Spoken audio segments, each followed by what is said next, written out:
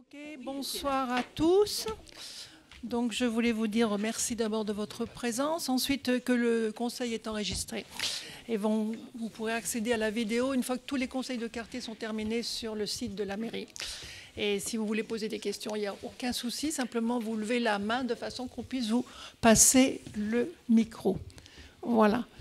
Donc Jean-Pierre, tu vas commencer par nous parler de quelques petits points concernant ce qui se passe au niveau sécurité. Tu veux le micro, tu en as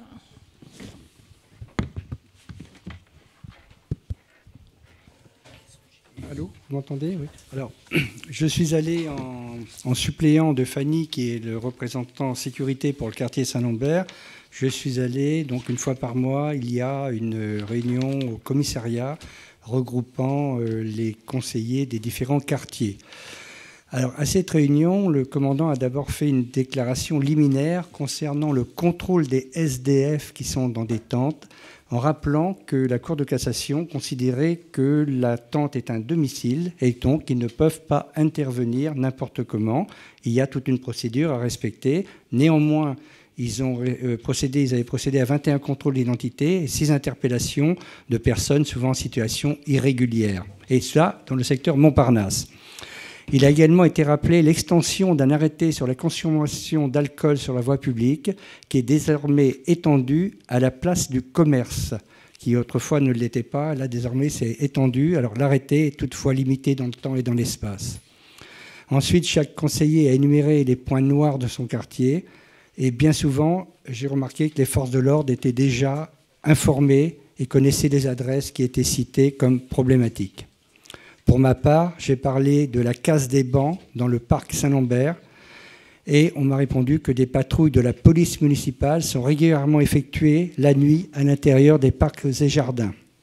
Il a été également noté l'agression de personnes âgées allant retirer de l'argent dans les distributeurs de billets, notamment dans le secteur Vasco de Gama. Et là-dessus, la mairie a expliqué qu'ils pouvaient être accompagnés sur simple demande à la mairie. Le conseiller de Beaugrenelle a, quant à lui, salué la présence de nombreuses patrouilles et du commissariat et de la police parisienne sur la dalle. Voilà. Alors, il ressort de cette réunion que les deux gros problèmes essentiels dans notre arrondissement sont d'une part ceux qui sont liés à la consommation et à la vente de stupéfiants et d'autre part les problèmes de SDF dans les tentes, essentiellement dans le secteur Montparnasse.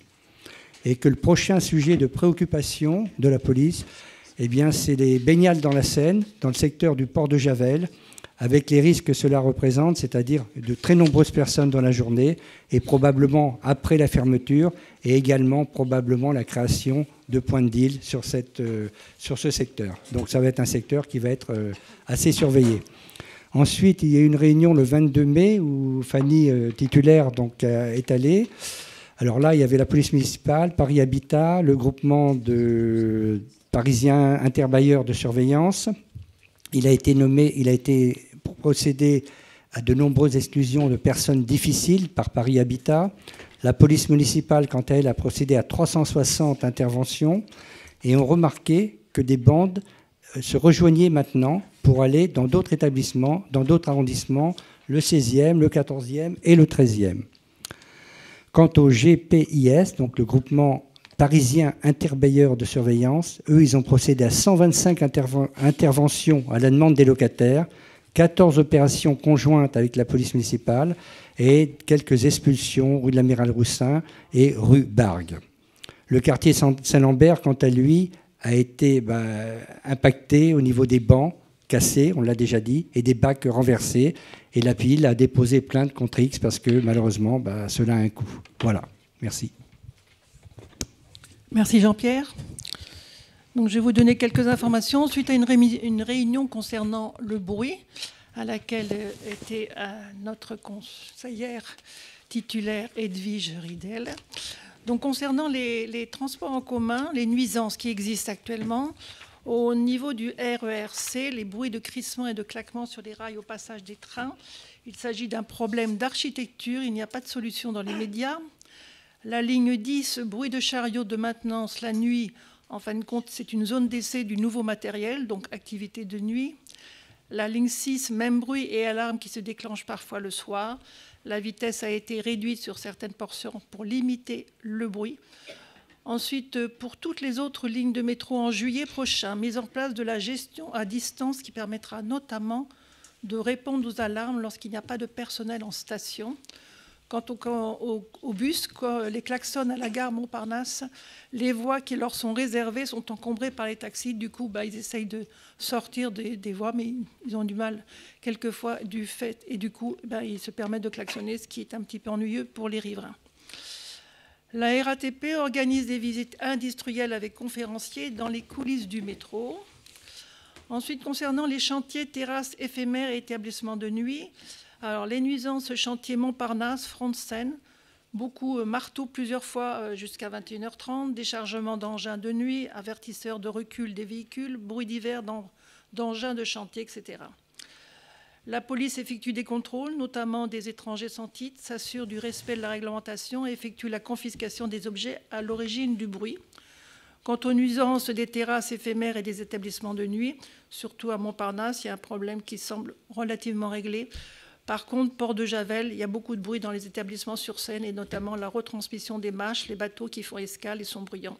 Et ils sont donc de ce fait verbalisés assez fréquemment.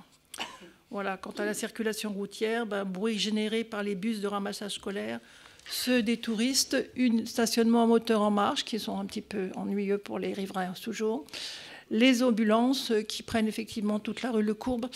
Et comme il y a souvent maintenant beaucoup plus de véhicules du fait des travaux qui sont maintenant sur la rue de la Croix-Nivert et le sens unique de la rue de Vaugirard, du coup il y a beaucoup plus de circulation sur la rue Le Courbe et de ce fait beaucoup plus de klaxons. Voilà. Donc pour l'instant, pas de réponse concernant ce sujet. Voilà, merci. Jean-Philippe, tu prends la parole pour autre chose ?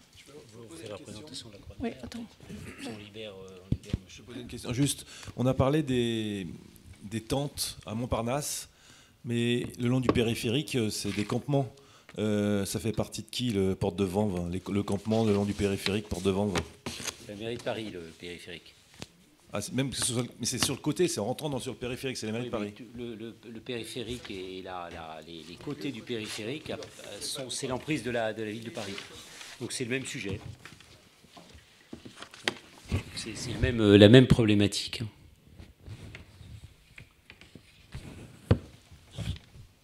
On va vous donner la parole. Je vous en prie, vous présenter, comme ça, ce sera plus simple.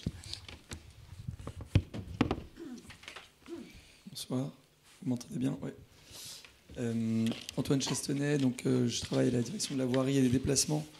Je suis chef de projet en charge de l'opération de la rue de la Croix-Nivert au service des aménagements et des grands projets.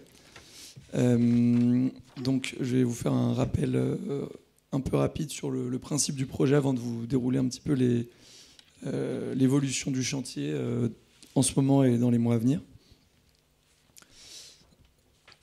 Alors, donc, le projet de réaménagement de la rue de la Croix-Nivert concerne le tronçon situé entre la place Cambronne et la rue de Javel,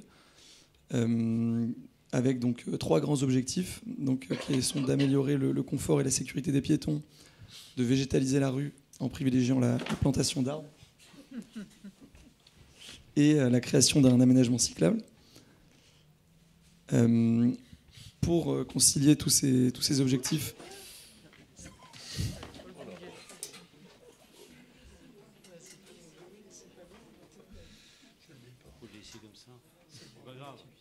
la sécurité des piétons, mais pas la sécurité des pays.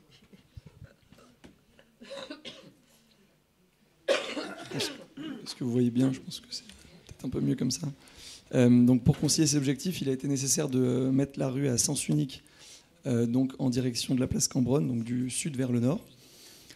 Et voilà, pour vous donner quelques chiffres, donc au-delà de l'espace gagné pour les piétons avec l'élargissement des trottoirs, on va planter une 40aine d'arbres, créer plus de 400 mètres carrés de bandes plantées, de bandes végétalisées au pied de ces arbres. Et donc, comme je disais, donc, la mise à sens unique de la rue vers le nord et la création d'une bande cyclable à contresens. Et on peut voir donc, à droite de l'image la coupe de la rue, donc avec l'espace gagné pour les espaces plantés, pour les piétons et pour la piste cyclable. En ce qui concerne les travaux, donc le phasage global, on suit un principe qui était à l'origine en fait de partir du nord et de descendre vers le sud, à cause de chantiers qui n'étaient pas tout à fait terminés, liés à des ravalements de façade et autres. On a dû commencer par la phase en fait du milieu entre la rue Lacanal et la rue du Théâtre. Donc là, en ce moment, on est remonté vers la phase entre la rue du Théâtre et la place Cambronne, comme vous l'avez constaté. Et cette phase est en cours encore jusqu'à la fin du mois de juillet. Ensuite viendra donc la troisième phase de fin juillet jusqu'à fin octobre 2025, entre la rue Lacanal et la rue Charles-Lecoq, avant d'achever les travaux sur la dernière phase 4, entre la rue Charles-Lecoq et la rue de Javel, pour une livraison de la rue dans son état futur en février 26. En termes de plan de circulation, on avait mis la rue à sens unique en fait, entre la rue Mademoiselle jusqu'à la place Cambronne pour la première phase et la deuxième phase qui est encore en cours. Le double sens étant maintenu de la rue Mademoiselle jusqu'à la rue de Javel.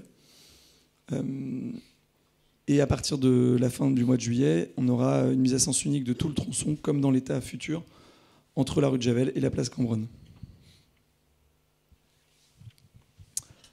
C'est simplement un petit bilan de ce qui a été fait jusqu'à maintenant, puisque la phase 1 c'est quasiment totalement achevé. Vous pouvez constater que les trottoirs ont été élargis et on a créé en fait les espaces plantés qui ne sont pas encore plantés puisqu'on ne peut planter qu'en période hivernale.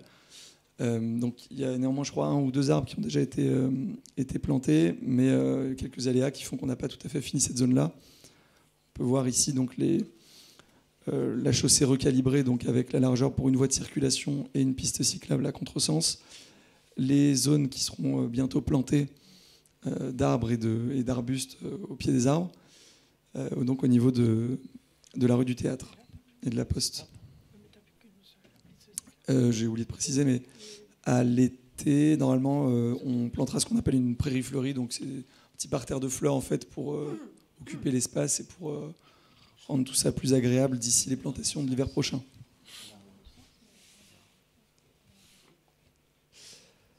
Donc les travaux en cours en ce moment, donc la phase 2.2, c'est un petit peu, voilà, on est dans des sous-phases assez compliquées. Mais tout ça pour vous dire qu'on travaille en ce moment du côté pair de la rue, entre la rue du Théâtre et la place Cambronne. Sur ce tronçon-là, on est surtout sur des travaux d'élargissement des trottoirs, donc de dépose des bordures existantes, de démolition de la chaussée, de repose des nouvelles bordures. Voilà, quelque chose d'assez classique, un petit peu plus simple que ce qu'on a fait jusqu'à maintenant, puisque dans cette zone-là, malheureusement, on n'avait pas la possibilité de planter. Donc c'est des travaux un petit peu moins lourds, enfin, mis à part peut-être sur la zone entre la rue Fondary et la rue du Théâtre, mais au-delà de la rue Fondary, on est sur des travaux un petit peu plus simples. Donc de début juillet à fin juillet, on aura les travaux en fait, de l'autre côté de la rue, côté impair, sur ce même tronçon. À partir de la fin du mois de juillet, on viendra travailler donc, sur le tronçon, donc, tout d'abord pendant une dizaine de jours, une quinzaine de jours, simplement au niveau du carrefour, entre la rue Renaudot, la rue L'Ermite et la rue de la Croix-Niver, face au square Saint-Lambert. Et très rapidement, on viendra étendre nos emprises de chantier sur tout le tronçon entre la rue Mademoiselle et la rue Charles-Lecoq, avec une partie donc, entre la rue Mademoiselle et la rue de l'Abbé Groux, côté impair, et une partie entre la rue de l'Abbé Groux et la rue Charles-Lecoq, côté pair. Tout ça donc, ce sera de début à fin août. Et enfin, dans un dernier temps, la phase suivante, disons, c'est entre donc au même endroit, même tronçon, mais on change de côté, donc côté impair, là on était côté pair et inversement. Et ça, ce sera de la fin août à la mi-septembre. Donc voilà, entre fin juillet et mi-septembre, on sera vraiment sur cette zone. Fin octobre, pardon, puisqu'en fait, la seule différence, si vous voulez, avec la dernière phase 4, la phase 3-4, pardon, entre mi-septembre et mi-octobre, c'est qu'on change de côté ici aussi. Mais donc pendant, si je remonte un peu, de début août à la fin du mois d'octobre, on sera sur ce tronçon entre la rue Mademoiselle et la rue Charles-Lecoq. Et alors là, je vous ai passé assez rapidement, on pourra peut-être y revenir, vous avez peut-être des questions, mais les détails des impacts vous seront communiqués avec une lettre d'information qui sera boîtée et affichée dans l'espace public, comme ça a été le cas pour les 2 premières phases, courant juillet, pour vous informer des dates précises et des modalités de cette phase 3. Voilà.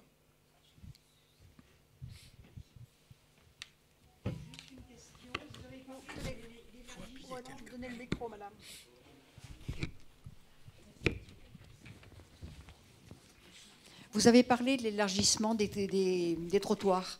Je suis passée devant le restaurant La Véraison l'autre jour et j'ai vraiment eu le sentiment qu'il était aussi peu large que précédemment. Peut-être parce que vous avez mis un grand bac devant, mais c'est un peu dommage que de ce côté-là, ce soit vraiment très étroit. Alors, et ce soit resté étroit. Les élargissements de trottoirs, en fait, ils n'ont pas pu être faits des 2 côtés de la rue, puisqu'on les fait surtout du côté ouest. Je ne sais plus si c'est le côté père ou impair, mais côté père. Et effectivement, par endroits, comme on vient planter, on ne gagne pas forcément énormément d'espace, mais on en gagne quand même. Et surtout, ce qui est agréable aussi, c'est qu'on met à distance en fait, la circulation. Donc, l'espace visuellement, disons, est quand même plus large. Et malgré tout, même s'il y a des bandes plantées, on a élargi quand même un petit peu, même à ces endroits-là. Mais c'est vrai que certains trottoirs, par contre, sont restés dans leur état existant. Mais là où c'était le plus étroit, on a essayé de l'élargir au maximum. C'est vrai qu'on n'a pas pu élargir partout. Oui, c'était dans le même ordre d'idée. Comment ça a été distribué en fait entre les jardinières et les espaces où il n'y a rien sur le trottoir? Est-ce que ça n'aurait pas été plus judicieux justement d'élargir là où il y a un café, où on peut mettre quelques tables? Je veux dire que pour essayer d'aider les commerçants et relancer l'économie, ça aurait été intelligent de le faire justement là. Ou alors au carrefour, quand vous faites une oreille, enfin ce qu'on appelle une avancée de trottoir, peut-être pourriez-vous élargir un petit peu quand il y a un café, un restaurant, parce qu'il y a quand même beaucoup de passages et ce serait bien le bien vivre ensemble, qui est les piétons et en même temps ceux qui profitent des terrasses. Donc comment vous distribuez un petit peu tout ça? Est-ce que c'est par rapport au contexte ou c'est complètement au hasard? Il y a plusieurs choses qui guident la manière dont on a élargi les trottoirs. Alors déjà une chose pour les plantations, en fait, c'est le potentiel de plantation, puisqu'on peut planter uniquement là où on n'a pas ou peu de réseau souterrain. Donc c'est ça qui a beaucoup guidé, en fait, puisqu'on a vraiment essayé de planter au maximum sur la rue. Donc ça, c'est quand même un point très important. Au niveau des carrefours, on a élargi davantage à certains points un peu clés. Donc au niveau de la rue des Entrepreneurs face au square Saint-Lambert, il y a des espaces vraiment assez importants qui ont été gagnés sur la chaussée, qui vont être gagnés sur la chaussée. Et je vous montrais l'exemple ici au niveau de la rue du Théâtre.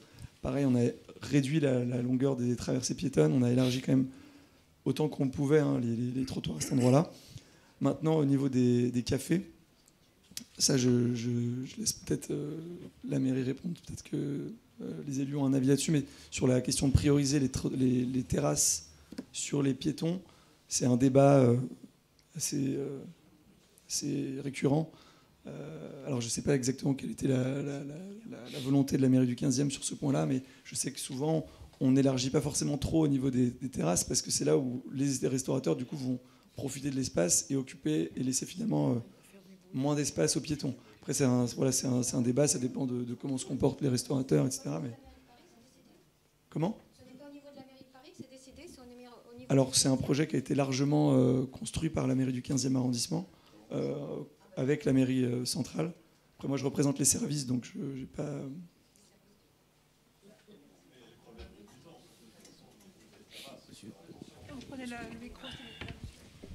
Je voulais dire simplement que les terrasses, c'est très bien d'élargir, mais il faut faire attention aussi aux nuisances qui en découlent.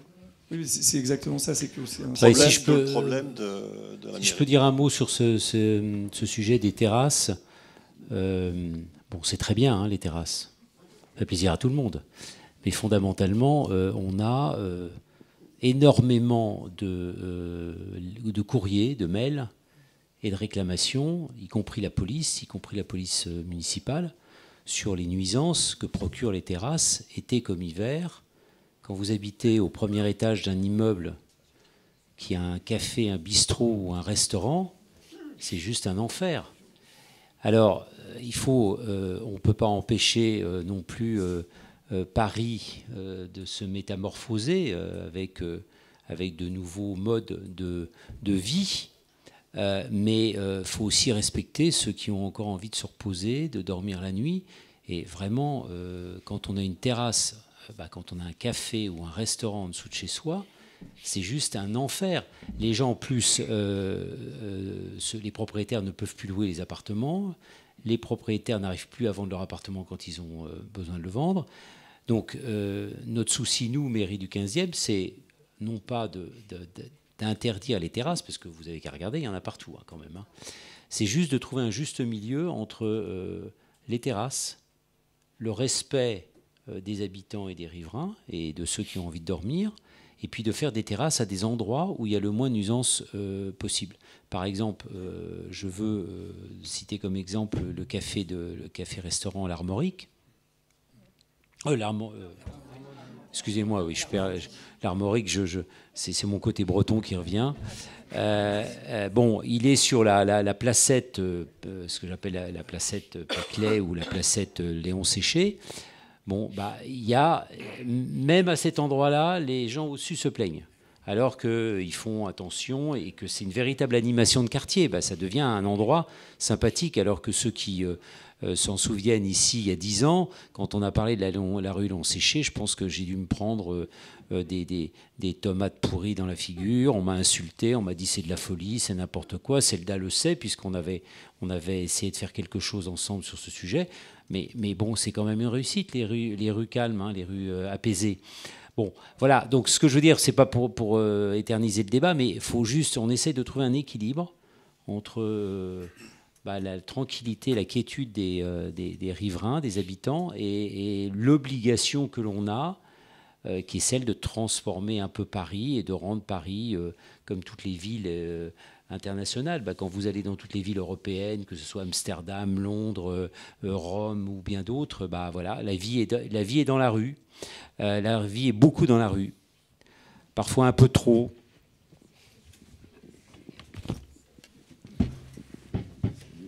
Oui, parce que là, vous parlez surtout des nuisances sonores le soir. Donc là, ça pourrait être respecté. Mais même en hiver, c'est très agréable de prendre un café le midi. Enfin, le midi, je dis à l'heure du déjeuner. Vous voyez, il n'y a pas que le soir, en fait, le côté profitable pour tout le monde des terrasses. Parce que c'est une question de réglementation le soir, plutôt. Merci. Oui, alors là, il faut savoir que la réglementation, elle est très rigoureuse, mais bon, la police municipale reçoit des plaintes parce qu'il y a un niveau. Ce que vous ne pouvez pas réglementer, c'est le niveau sonore des gens qui parlent.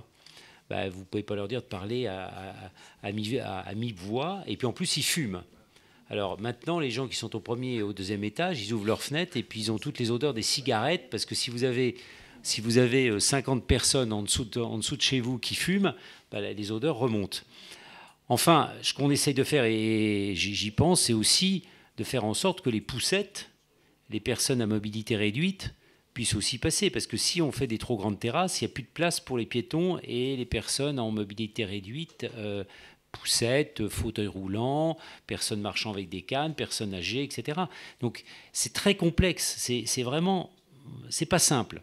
Donc, et de toute façon, comme toute chose que l'on fait, malheureusement, il y a des contents et des mécontents. Et donc, on essaye de faire une synthèse de tout ça. Voilà.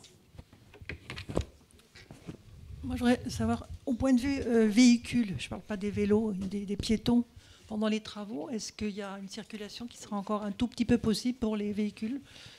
Alors, le plan de circulation pendant les travaux garantit. Alors, il y a eu des morceaux de la rue qui ont été fermés. Là, en ce moment, d'ailleurs, il y en a encore un, il me semble. Il y en avait un il y a quelques semaines. Mais a priori, ce cas de figure devrait plus se retrouver sur les deux dernières phases. Donc, assez rapidement, on aura, comme je vous le dis ici, le sens de circulation pour le moment maintenu en double sens sur la partie qui n'est pas concernée jusqu'à maintenant par les travaux. Et dès la fin du mois de juillet, on aura la configuration finale, donc c'est-à-dire que la circulation sera toujours possible du sens sud vers le nord, mais plus dans l'autre sens, comme c'est le cas déjà sur la partie nord de la rue. Mais les véhicules pourront toujours accéder, et dans tous les cas, on s'assure qu'il y ait un accès possible pour tous les riverains, sauf cas exceptionnels qui seront bien sûr précisés en amont si c'était le cas. Mais pour le moment, voilà, même la partie qui est fermée reste accessible aux riverains. On a eu des échanges avec M. Pinet, avec quelques riverains là, sur ce sujet. Donc voilà. Les autobus, comment ça va fonctionner après ? Les bus dans le projet final ne sont pas impactés. C'est le bus 80 ou 88, je crois, qui a le 80, c'est ça, ouais, qui va retrouver son parcours initial. Ça a été interrompu pendant les travaux. Enfin, il a été dévié plus qu'interrompu. Il y a quelques arrêts qui sont non desservis parce qu'on n'avait pas la possibilité de faire circuler le bus dans la largeur de voie qu'on pouvait conserver. Donc voilà, mis à part cette interruption-là, le bus reprendra sa circulation normale après les travaux. Oui, j'ai deux questions. Premièrement, les espèces qui sont plantées. Parce que j'ai rencontré plusieurs allergologues qui m'ont dit que les allergies s'envolaient. Est-ce que vous avez des spécialistes qui choisissent les espèces et qui veillent à ce problème de pollen ? Tout à fait. Alors, moi, je ne pourrais pas vous en parler en détail parce que je ne suis pas paysagiste, mais on est accompagné par la direction des espaces verts sur ce projet qui a conçu toute la partie espace vert du projet, la palette végétale, donc, et dans le cas de toutes les plantations qu'on fait en ce moment et dans la rue de la Croix-Niver également, on s'assure qu'il n'y ait pas d'espèces allergènes. Alors, ou le moins possible. Qu'en 1 ou 2 ans, il y a eu une progression de 30%. Bon, je vous dis ça. Oui, non, mais je n'ai pas vérifié. Hein. Mais c'est pas à cause de ça. Hein. Peut-être, je souligne juste. Ouais, non, mais c'est vrai. Je ne suis pas contre la végétalisation. Non, les essences qui sont choisies dans les parterres sont des essences qui résistent le plus possible à la... Pardon ? On parle des arbres. Ah bah de toute façon, tous les arbres sont porteurs de pollen. Tous les... Il y en a qui sont plus ou moins. Tous les arbres sont écoutez... C'est pas une critique. Non, mais ce que je veux dire, c'est que tous les arbres sont porteurs de pollen. Oui, vous prenez on a planté place Léon Séché des tilleuls qui sont magnifiques, oui, mais les plus tilleuls, ils vont être en fleurs pendant 15 jours, voilà. Dans la Falguière, on a planté des pommiers, ils sont en fleurs, pareil, etc., etc. Qu'est-ce que vous voulez que je vous dise ? Non, mais c'est vrai qu'il y a des espèces, des essences d'arbres qui sont... Non, mais bien sûr que tous sont des pollens, mais si vous renseignez, suivant les espèces, vous en avez qui sont plus allergènes que d'autres. Donc c'était ma question. Non, mais effectivement, il y en a qui sont plus allergènes que d'autres, et on essaye de plus planter les espèces les plus allergènes. Et il me semble que sur ce projet-là, on plante aucun arbre vraiment allergène identifié comme tel. Contre le réchauffement climatique, il n'y a pas que la végétalisation. Bon, ma deuxième question, c'est... Est-ce que vous pouvez parler dans le micro, s'il vous plaît ? Rue Le Courbe, on Rue Le Courbe, on entend de plus en plus les ambulances, enfin les sirènes d'ambulance. Alors j'entends que ça vient d'une part du... C'est pas le même sujet, là. Comment ? C'est pas le même sujet. Ben si, parce que j'ai cru comprendre que tu disais que ça pouvait être une retombée de la Croix-Niver. Donc, Alors, dans le cas des travaux, c'est certain qu'il y a des impacts sur la circulation. Maintenant, on a fait... Alors, pour le bruit des ambulances, je ne pourrais pas vous répondre, mais sur les questions des reports de circulation, on avait étudié tous les impacts potentiels de la mise à sens unique de la rue. On avait étudié d'ailleurs les deux scénarios, les deux sens de circulation pour voir ce qui était le plus impactant, le moins impactant. Et la mise à sens unique telle qu'on l'a choisie donc, en direction de la place Cambronne était celle qui avait le moins d'impact, le moins de reports, qui était franchement très minime, assez léger. On parlait de quelques dizaines de véhicules par jour en plus, en heure de pointe. Pas par jour, pas en heure de pointe, mais c'était quelque chose de tout à fait supportable. Donc là, les nuisances que vous observez maintenant, c'est sans doute plus lié à l'impact qui est plus grand pendant les travaux, mais qui se résorbera au moment de la livraison du projet. Effectivement, il y a deux déviations. Je suis pas sûre. Non, ça avait démarré avant les ambulances rue Le Courbe.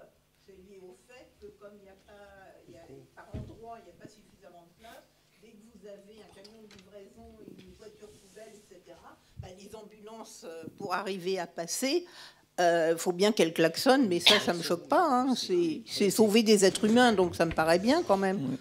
La seule, ça fait partie des axes rouges. c'est-à-dire des axes rouges de secours. Pour ceux qui les connaissent, hein, c'est des cartes qui sont, vous les trouvez sur le site de la préfecture de police. Hein. Voilà, c'est un axe rouge qui conduit à Pompidou. Voilà, moi j'habite à Montparnasse. Moi je suis sur un axe rouge qui est le boulevard de Montparnasse. J'ai des séjours et nuits. Rue boulevard Montparnasse et rue de Sèvres, c'est jour et nuit. Voilà, on peut se réjouir d'avoir des hôpitaux en plein centre de Paris. Hein. Et on peut se réjouir que les hôpitaux nous sauvent des gens et des vies. Voilà, moi je veux dire que je ne sais pas, pour les camions de pompiers, les camions de police, et ils ne passaient pas rue de la Croix-Niver avant. Hein. Parce que rue de la Croix-Niver, c'est pas direct pour aller à... Parce que les camions de secours, ils prennent les axes les plus directs pour faire le moins de virages possible, pour être le plus rapide, le plus efficace possible pour les gens qui sont malades. Voilà. Je suis désolé, voilà. Non, mais je confirme, j'ai fait le parcours dans une ambulance entre Cochin et Pompidou, et je suis passé, et je peux vous dire, rue de Courbe, hein, et ça date de 7-8 ans, donc c'est pas nouveau. Je voulais poser une question, c'est qui va entretenir toutes ces plantations?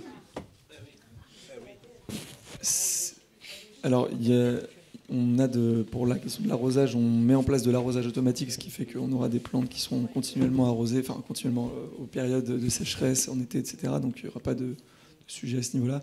L'entretien des espaces verts. Pour ce qui est question de la propreté, c'est le service de la propreté. Non, c'est les plantations. Pour la plantation, c'est les espaces verts, la direction. C'est les jardiniers de Saint-Lambert. C'est pas les jardiniers du Secours, non, c'est l'atelier de jardinage, enfin de maintenance des espaces verts de l'arrondissement. Il y a plus de monde. Qui s'occupe de tout l'entretien des plantations. C'est prévu, oui, bien sûr.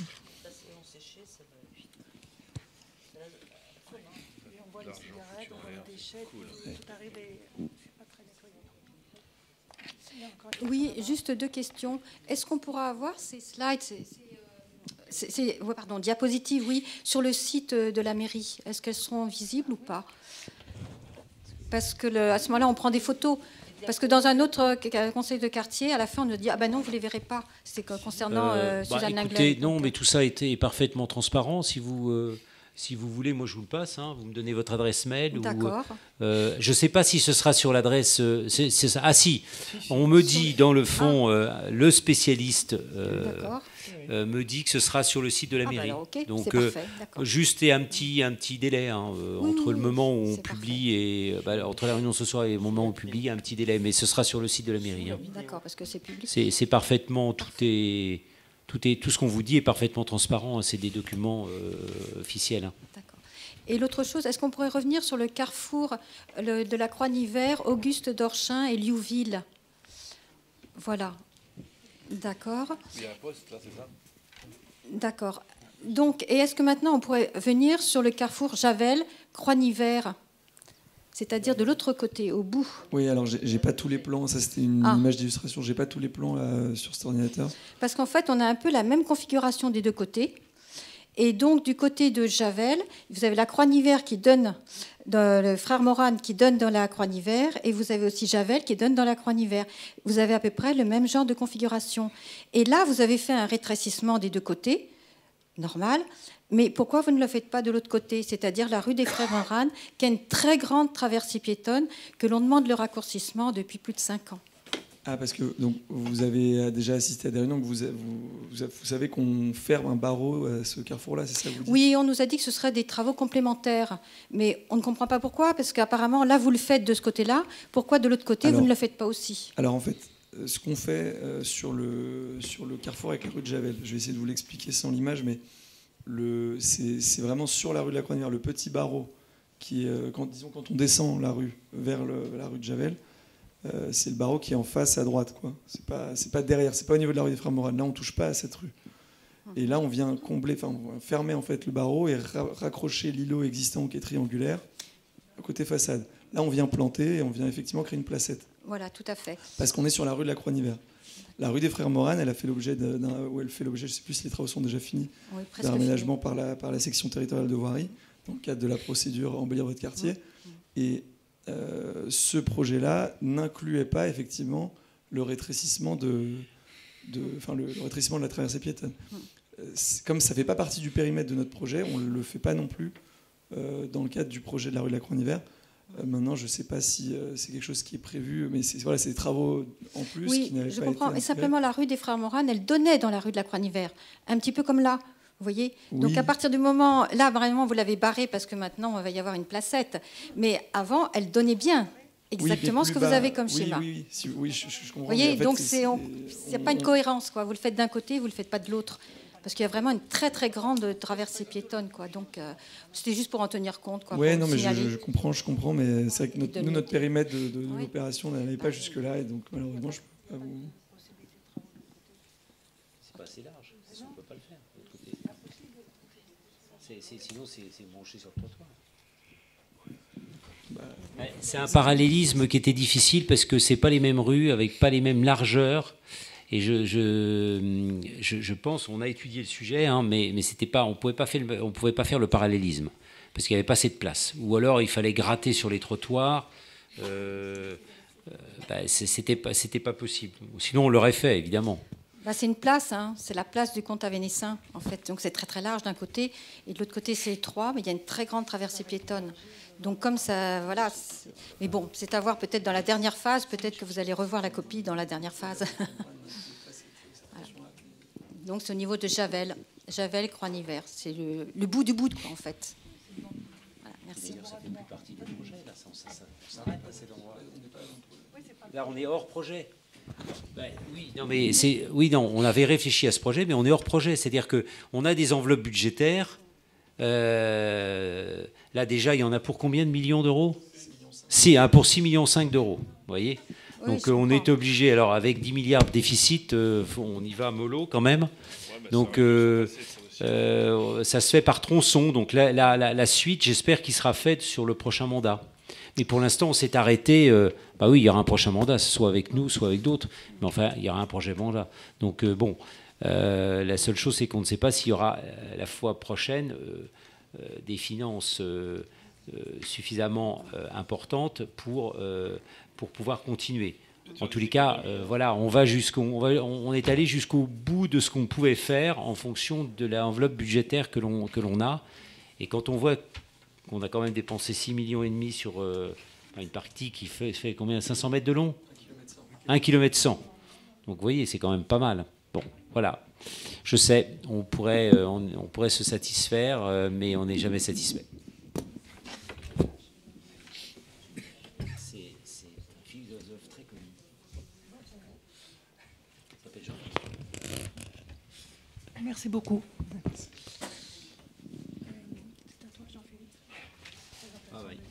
Voilà, vous avez fini sur la Croix-en-Hiver ? Plus aucune question ? Tout est bien assimilé ? Une petite question, monsieur. Dans le timing, c'est respecté ou il y a du retard ou autre ? Alors, on espérait terminer initialement en décembre. Donc on a eu un peu de retard parce qu'on a rencontré énormément d'aléas. Un très visible que vous avez sans doute vu en janvier avec la CPCU, donc le réseau de chaleur.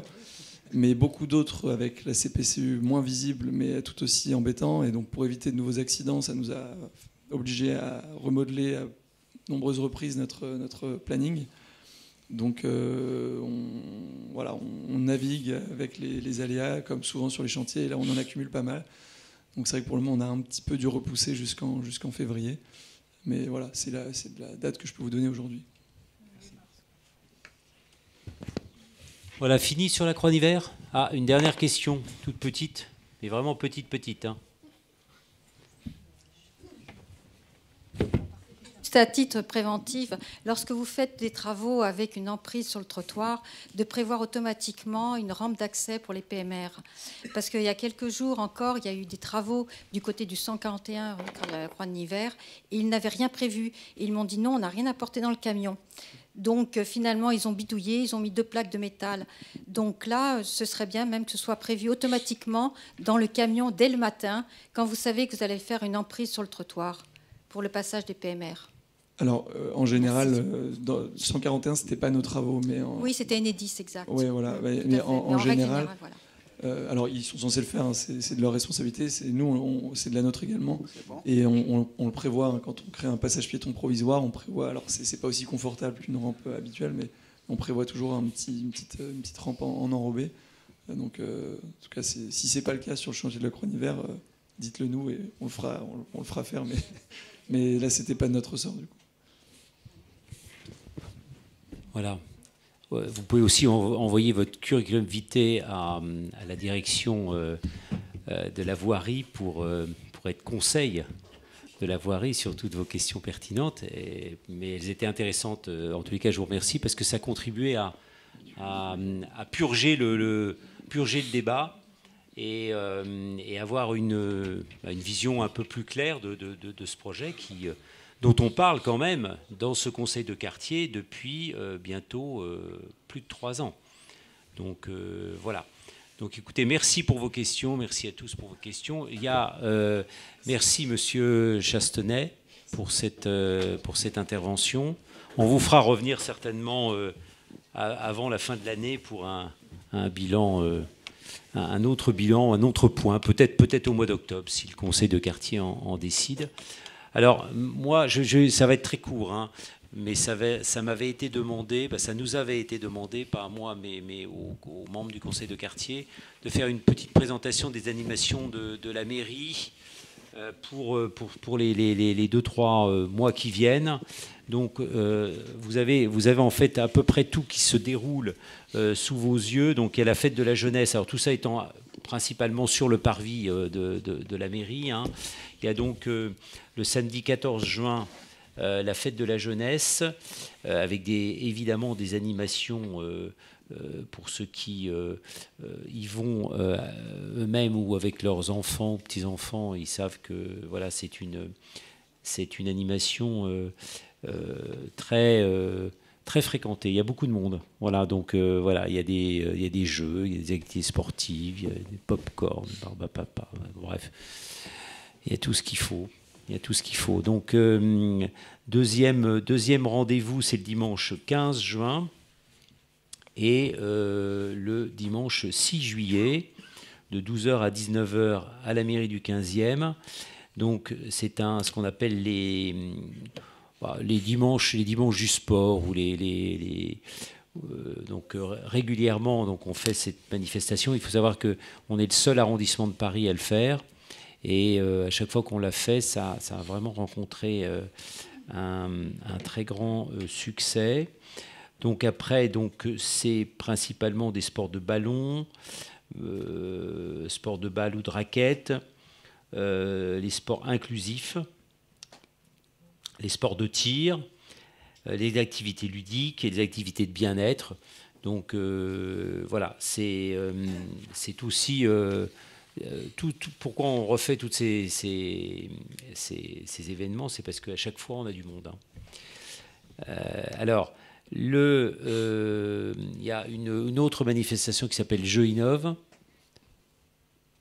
Alors, c'est Jeux d'Innove. C'est parce que c'est jeudi Innove. Donc, Jeux d'Innove, voilà. Donc, prochaine édition le 26 juin, de 19h à 21h à la mairie du 15e. Donc des ateliers. C'est pas mal, en particulier les ateliers de cybersécurité. Moi, je vous invite à venir faire un tour pour tous ceux qui se font pirater leur adresse mail ou leur compte Facebook ou que sais-je. Vous avez des conseils. Hein, changez vos mots de passe, etc. Non, ça vaut le coup, hein, vraiment. Bon, puis un focus sur l'intelligence artificielle parce que voilà, c'est se projeter dans demain, hein, puisque c'est même se projeter aujourd'hui, hein, et demain. Voilà, on continue les mardis de l'histoire. Donc là, vous connaissez tous, pour ceux qui sont allés, c'est vraiment sensationnel, vraiment de très bonnes conférences. Donc la prochaine, c'est le mardi 3 juin. De 16h à 17h, qu'est-ce qui se passe? Ah, c'est demain. Ah oui, c'est vrai, c'est déjà demain. Bon, alors demain, alors rendez-vous demain alors. De 16h à 17h, sur le sujet un trésor du patrimoine mondial de l'UNESCO, les archives françaises des esclavages. Bon, je vous rappelle que tout ça est sur le... Vous êtes tous abonnés à la newsletter de la mairie du 15e. Bon, bah, toutes les semaines, si vous regardez... Pardon ? Exactement. Donc ceux qui ont la patience ou l'envie, regardez-la, parce qu'il y a vraiment tout. Alors je ne dis pas ça parce que je suis l'élu du 15e, hein, mais franchement, il n'y a pas beaucoup de mairies, si vous regardez, qui sont aussi actives que nous en matière d'animation locale, tant pour les personnes âgées que pour les jeunes. Voilà. On est le plus gros arrondissement de Paris, donc c'est difficile de mobiliser tout le monde et toutes les catégories d'âge et catégories aussi sociales en choisissant des sujets aussi variés. Donc voilà, on peut quand même dans les choses positives, on peut quand même reconnaître qu'on est une mairie active. Voilà. Les jeudis de la science, alors voilà, donc ça aussi, jeudi prochain, bah vous voyez, il y en a tous les jours, hein, si vous avez rien à faire. Tous les jours, vous pouvez être occupé en venant à la mairie. Voilà. Donc ça, les jeudis de l'histoire. Ensuite, les samedis cinéma, ça c'est vraiment bien, pareil. Ça vaut vraiment le coup. Alors bon, évidemment, c'est le matin. Mais bon, voilà. Bon, après, si on a envie de regarder le programme, il y a des films qui sont bien. Hein. Alors c'est pas les films qui sont sortis hier hein, sur les cinémas, hein, mais bon, ça peut il y a des films d'histoire. Des documentaires, il y a vraiment des choses très fournies et à suivre. Voilà. Alors, mercredi du goût, voilà. Bon.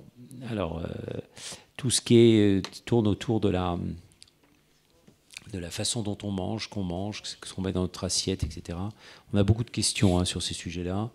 Donc, on fait de la pédagogie de fond, parce que ce qu'on met dans notre assiette détermine qui nous sommes, tant sur notre état de santé que sur notre caractère. Donc, je vous invite à manger plus de carottes et vous aurez tous un ton allé et à manger du poisson parce que il y a plein d'oméga 3. Bon bref, je vais pas faire le... Mais non, c'est important, blague à part, c'est important, hein, avoir du bon contenu dans son assiette. Et puis, c'est pas qu'une question de moyens, c'est une question aussi de philosophie. Hein. Voilà. Voilà, c'est tout. Bon, bah, c'est tout pour aujourd'hui. Donc, rendez-vous sur la newsletter pour en savoir plus toutes les semaines. J'ai une question technique. Qui est-ce qui anime Jeudi 9 ? Qui anime Jeudi 9 ? Parce qu'il faut des compétences. Donc, qui est-ce qui... Sur Jeudi 9, c'est qui, Nathan ? C'est Orange ? Non, on a un partenariat avec Orange sur ce sujet-là. Non, si c'est pas Orange, oui. Parce qu'on a un gros partenariat avec Orange, comme ils ont leur siège. Bah, non, pas leur siège, c'est fini, ils n'ont plus leur siège d'ailleurs. Je retire ce que j'ai dit. Mais ils ont quand même des emprises, en particulier Place d'Alray. Donc on a des partenariats avec eux et ils sont vraiment impliqués sur tous ces sujets. Voilà. Y a-t-il des questions ?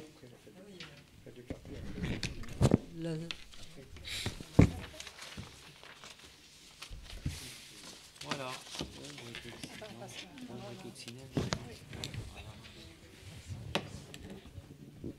Donc on va passer la parole à Jean-Marie qui va nous faire une présentation sur jardin partagé, ombrelles et coccinelles. Merci Jean-Marie. Merci. Donc le jardin partagé ombrelles et coccinelles se trouve entre la rue Croix-Niver et la rue de Courbe. C'est un jardin qui commence à être ancien puisqu'il y a eu l'opération immobilière en 2005 sur l'emprise de l'aviation civile. Il y a donc une opération immobilière. Suite à cela, le terrain à l'arrière qui appartient à Paris Habitat a été concédé au niveau usage à la ville de Paris pour être transformé en square. Et la ville de Paris a concédé un petit espace dans ce jardin à notre association Ombrelles et Coccinelles. Je vous ai fait cet historique parce qu'il amène des contraintes. Nous sommes dans un square, donc nous dépendons des horaires du square. Et Jacqueline, ici présente, qui depuis longtemps participe au jardin, a été enfermée un soir dans le jardin, hein, pour vous dire. La deuxième chose, c'est que on dépend aussi du contexte, c'est-à-dire que nous sommes sur une dalle, donc on a eu un an de retard dans l'exploitation du jardin parce que il y avait un conflit de réalisation entre Bouygues et puis Paris Habitat. Et puis quand on nous a renouvelé notre convention, comme nous sommes une convention d'usage, comme nous sommes sur un terrain qui appartient à Paris Habitat, qui est concédé à la ville de Paris, il a fallu attendre un an le renouvellement de la convention entre Paris Habitat et la ville de Paris. Donc vous voyez, c'est les petites contraintes d'usage. Ce jardin a la particularité de rassembler essentiellement des hôpitaux de jour. Vous avez 3 hôpitaux de jour. Vous en avez un qui donne sur la rue de la Convention et qui est géré par Aurore, qui regroupe des enfants autistes. Vous en avez un autre que vous connaissez tous, c'est Saint-Jean-de-Dieu, où c'est la maison d'accueil spécialisée donc, qui vient. Et puis vous en avez un troisième, qui est un centre d'accueil de jour, qui se trouve dans l'ancienne enceinte de l'hôpital Saint-Michel, et qui, lui, accueille des enfants, des jeunes adultes trisomiques. Ensuite, on a la maisonnée Samsa, qui est un immeuble qui est à l'angle de la rue Croix-Niver et la rue Convention, qui accueille donc des personnes âgées comme Jacqueline ici présente. Et puis, il y a un espace de vie sociale qui s'est rajouté à cette opération. Alors, l'espace de vie sociale était déterminant. Il n'a pas été lors de la création, mais il est déterminant parce que vous imaginez que ces hôpitaux de jour ont eu d'énormes difficultés pendant le Covid. Parce que ce sont des enfants qui ont déjà des difficultés. On n'allait pas rajouter par les sorties et ainsi de suite des difficultés supplémentaires. Donc on a eu des moments, je dirais, d'interruption. Ensuite, il y a eu le fameux renouvellement de la convention, qui a duré pendant 1 an. Ensuite, il y a eu le fait que quand on vous donne un jardin, on vous concède un jardin partagé, à part celui de Saint-Lambert, qui a été doté par la ville de Paris avec 60 000 € à peu près de travaux, donc réalisés par la ville, on vous donne un terrain nu. À vous de vous débrouiller. Donc nous, au niveau de l'économie, on a utilisé des bastings qui étaient abandonnés dans les différents chantiers de voirie autour du jardin. Mais ces bastings ont un bois qui n'est pas traité. Donc au bout d'un certain temps, nous avons eu des bois qui étaient très attaqués et qui étaient, je dirais, le nid d'abeilles. D'où la difficulté avec nos enfants et les jeunes adultes. Donc on a fait une demande au budget participatif. Et nous avons fait une demande aussi, l'EVS, auprès de la CAF pour obtenir les financements, pour obtenir cette fois-ci des matériaux corrects. Ça aussi, ça a été long, vous voyez. Donc l'EVS a permis de gérer cette temporalité entre les hôpitaux de jour qui ont d'autres priorités que de gérer un jardin. Et le chantier qui a été réalisé pour tous ces travaux, c'est un chantier qu'on a confié à une association d'insertion, qui est l'association Espace, qui gère notamment tout ce qui est l'entretien de la petite ceinture. Nous avons eu aussi l'aide des jardiniers de la ville de Paris. Alors, ce sont des gens fantastiques, je vous le dis. Ils nous ont aidés, c'est eux qui ont commandé les matériaux, mais pas seulement. On a récupéré, vous voyez, puisque nous avons des personnes qui sont paraplégiques, donc pour les fauteuils roulants, on a récupéré des dalles qui étaient en fait retirées du parc Citroën et qui étaient remplacées en bonnet, enfin, pas cassés, mais qu'il fallait remplacer. Donc, je veux dire, de leur part, il y a une forte contribution, une implication dans ce jardin. Bien qu'on dépende, alors on est dans le square Marie-Pouspin, on dépend du square Saint-Lambert. La particularité de ce jardin, c'est qu'on n'a aucune parcelle nominative, sauf une parcelle où certains enfants autistes plantent, et ça c'est très important, et puis les parcelles surélevées qui permettent aux jeunes adultes paraplégiques de pouvoir planter. La deuxième donnée, et elle est très importante, c'est qu'on ne plante que des fleurs et des plantes aromatiques. Et ça, c'est pour éviter d'introduire dans les jardins, ce qu'on voit dans certains jardins partagés, la notion de productivité. L'orientation de ce jardin, c'est vraiment le plaisir pour les enfants et les personnes de jardiner. Et je peux vous assurer que c'est quelque chose d'essentiel. Ils sortent de leurs hôpitaux où ils sont enfermés toute la journée. Ils sortent, ils pique-niquent, ils plantent, ils font des erreurs. Ça, je peux vous dire, on avait une merveilleuse citronnelle qui avait atteint une certaine hauteur. Bon, il y en a eu un qui a eu un geste malheureux, elle a disparu, je veux dire. Mais c'est pas important, c'est pas le but du jardin. Le jardin, c'est le plaisir de jardiner pour des personnes qui sont généralement exclues de bien des milieux et des activités de la société. Voilà pour résumer, je crois que j'ai tout dit, vous avez présenté. Donc on fait des fêtes, et ça par exemple c'est une fête de Noël. Eh ben, je peux vous dire que, et c'est le cas pour raconter, que réaliser une chorale avec des enfants autistes, c'est un challenge inimaginable. Inimaginable. Et autour du sapin, donc, il y a une chorale, et on chante, et on remet des livres, et on remet des cadeaux aux enfants. Voilà, à peu près, si vous avez des questions. Non, non, faut pas. C'est pour le bonheur des enfants et de ces personnes. Non, c'est vraiment une action qu'on soutient, qu'on soutient énormément à la mairie du 15e depuis le départ, hein, parce que c'est vraiment un lien. J'aime pas le mot social parce que ça veut rien dire le mot social. Un lien intergénération. Et plus que ça, c'est un lien entre même des personnes âgées, des jeunes, des enfants, des personnes en situation de handicap. Je dirais que ça brasse tout le monde. C'est fantastique. Il y a des tas de. En plus, malheureusement, il y a des tas de jeunes. Il y a des tas de jeunes, et même dans ce quartier, hein, faut le reconnaître, qui n'ont jamais vu un jardin de leur vie, qui savent même pas comment poussent les tomates. Ils savent même pas d'où viennent les poireaux parce que personne leur a expliqué que tout ça vient de la terre et du travail de l'homme. Et donc l'action qui est conduite est vraiment essentielle. Moi, je rêve d'avoir plus de place. Je rêve d'avoir plus de place pour multiplier les bacs du square Saint-Lambert. Alors on sait, Jean-Pierre le dit pas.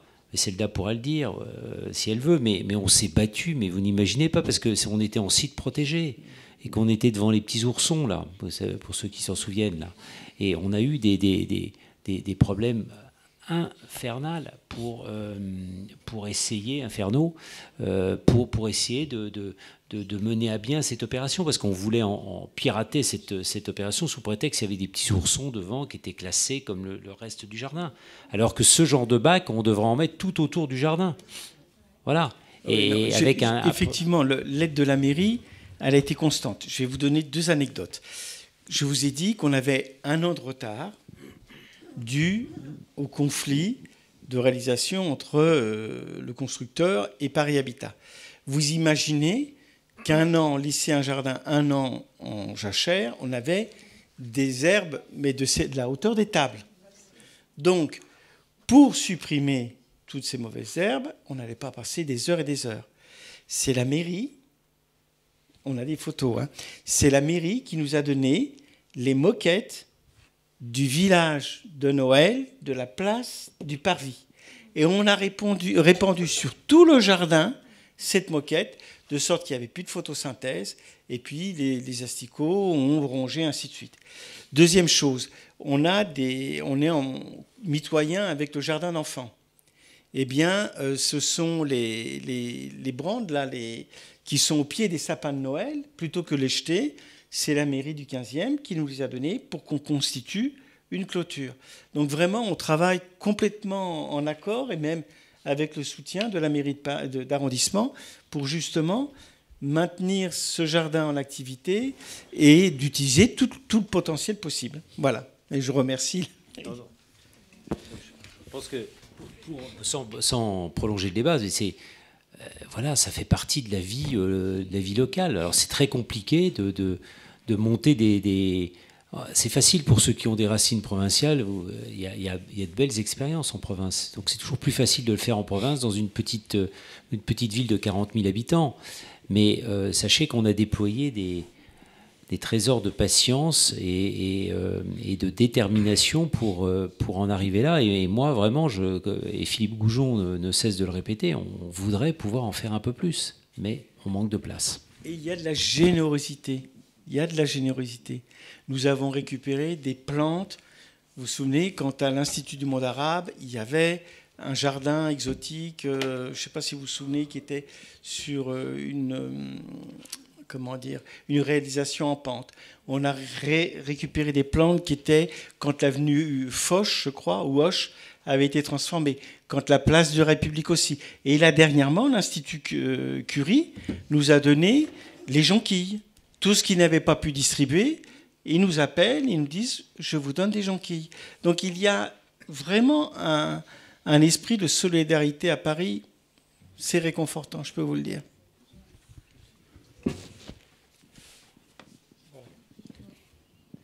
Avez-vous des... Ah, Zelda, sur Coccinelle. Oui, merci. Je voulais juste partager quelque chose qui nous est très cher, que Jean-Marie a oublié de mentionner, c'est les enfants autistes. Donc nous ne sommes absolument pas habilités pour savoir comment s'y prendre avec. Et ils viennent toujours en groupe de 6 avec 2 éducateurs, et c'est des cas assez graves.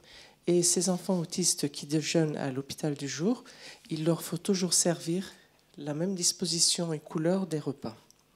Mais comme ils ont vu leurs éducateurs s'occuper des plantes aromatiques et après en mettre sur leur assiette, ils en ont réclamé. Et avec cette réclamation, l'hôpital du jour a pu varier les menus. C'est 3 phrases, mais ça a pris 18 mois.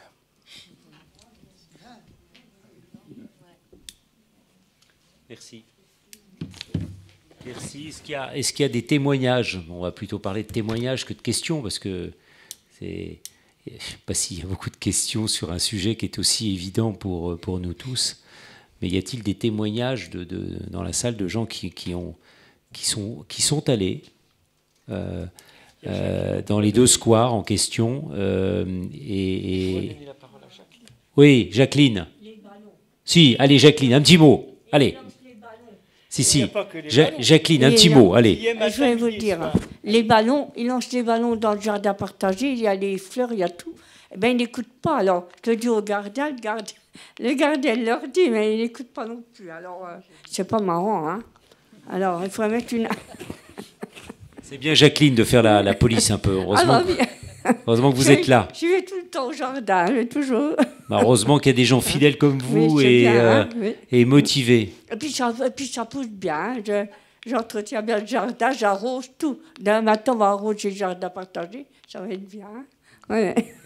Super. Vous voyez comment Jacqueline est un témoignage touchant de quelqu'un qui est vraiment... Voilà, elle aime le jardinage, elle aime écouter les autres, elle aime être avec les autres, tout simplement. Et c'est un... Merci, Jacqueline. Alors, soyez tous des Jacqueline. Et puis, il y a des roses, il y a tout. Hein. Il y a des acanthes aussi, ça pousse des acanthes, des grandes fleurs. Allez. Les acanthes. Ah oui, c'est magnifique, oui. Ah oui. Les roses, les acanthes, vous voyez. Et les hortensias qui vont bientôt fleurir, Jacqueline. Hein. Autre anecdote, je ne sais pas si dans Paris, il y a beaucoup de jardins partagés qui ont des cactus. Nous avons des cactus pour permettre. Eh bien, je peux vous dire qu'on sait que l'année dernière était une année particulièrement pluvieuse, mais particulièrement puisqu'on a eu un cactus de cette hauteur qui a été intégralement dévoré par les limaces et les escargots. Intégralement. Je crois que dans l'année, on a dû arroser 2-3 fois, mais ça a été... Il était gros le cactus, il y en a un gros cactus, et puis il était tombé. Bah oui. Donnez le micro à Jacqueline. Merci, monsieur. Ah oui, les cactus, c'est joli, les cactus, puis ça tient bien, hein, c'est bien. Ça résiste l'hiver aussi. Vous mettez de la paille. On les couvre avec des sacs, on met des vous les protégez avec un fil. Oui, c'est bien. Un voile, pardon, ça s'appelle un voile. Oui, c'est bien. Oui, le jardinage, hein, ça j'aime bien, moi. J'enlève l'herbe, puis je bêche. Je bêche aussi, je bêche. Quand il faut, je bêche. Et puis à la maisonnée, je fais le jardin aussi. On a mis des glaïeuls. On a mis comment ça s'appelle ça? Des figuiers. On a 2 figuiers, il y a 2 figuiers. Et puis il y a un figuier dans le jardin partagé aussi. Et ça pousse, ça, c'est bien. Ouais. Voilà. Merci Jacqueline. Bon, est-ce qu'il y a un autre témoignage? Allez. Non, vous disiez que vous cherchiez des emplacements. J'ai fait un petit travail sur le front de scène pour une présentation pour la Société d'histoire et d'archéologie. Et il y a des jardins partagés sur la dalle du front de scène qui ont l'air de très bien se porter. Et cette dalle, elle est quand même assez vaste. Donc là, je pense qu'il y a de l'espace. On pourrait peut-être... reprendre cette idée de jardin partagé sur la dalle du front de scène. Il y a certainement d'autres endroits. Beaugrenelle sur la dalle là-haut. Oui. Et là, il y a de l'espace. Voilà. On va étendre les prérogatives du conseil de quartier Saint-Lambert jusqu'à Grenelle pour pouvoir lancer l'idée. Mais j'en parlerai à mon collègue qui est en charge de cette partie-là. Mais effectivement, alors peut-être qu'on y a pensé, ou à mon avis, on n'y a peut-être pas pensé d'ailleurs, parce que... Ah, il y en a déjà? Ah, d'accord. Ah, il pourrait y en avoir plus. Oui, d'accord. Écoutez, merci beaucoup. C'est bon pour le jardin partagé? C'est bon pour Ombrelle et Coccinelle? C'est bon? Bon, voilà, on va faire maintenant un petit point sur la fête de quartier. En tout cas, merci Zelda et merci Jean-Marie pour cette présentation qui était très importante. Vous aviez une question encore sur ce sujet?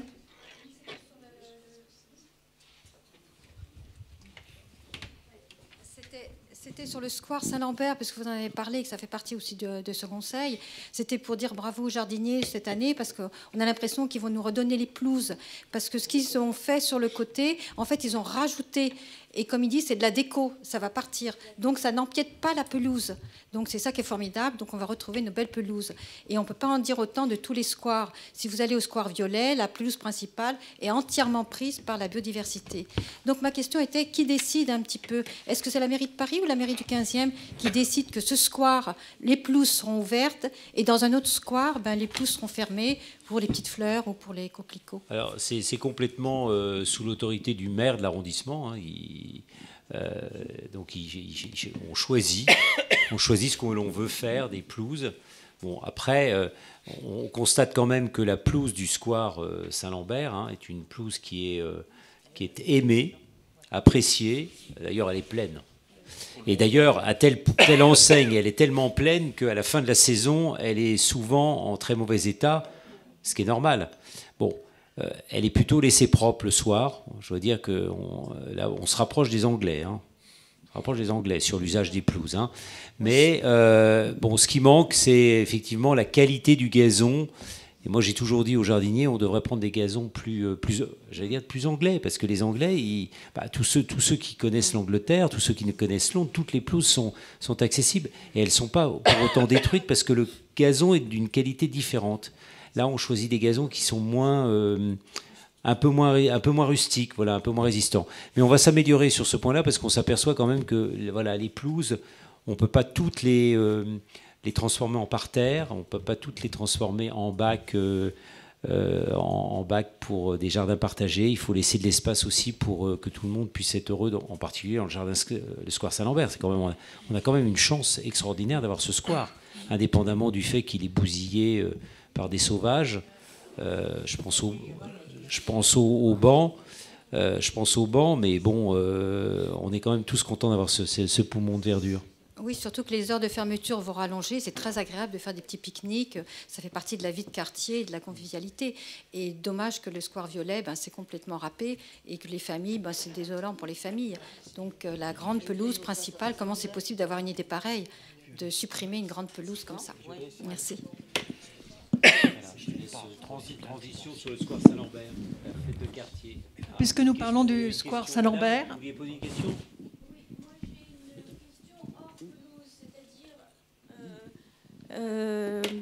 Dans les allées, qu'est-ce qu'il y a? On a l'impression de poussière, de ciment. Il y a beaucoup de personnes qui n'y vont plus parce que quand il y a du vent ou même quand les enfants jouent au ballon, on prend plein la figure et il y a un truc d'allergie. Alors on se demandait vraiment qu'est-ce que c'était comme. J'espère bien pas de la poussière de ciment, c'est pas possible. Mais c'est du sable, c'est je sais pas. Pourtant là encore c'est très surveillé. Hein.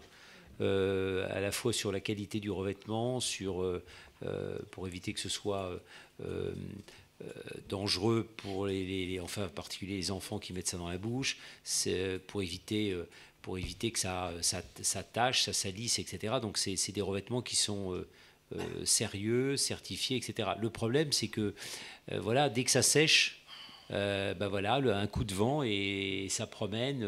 C'est comme au bord de la mer, hein, le sable est sec, il y a un coup de vent et le sable bouge.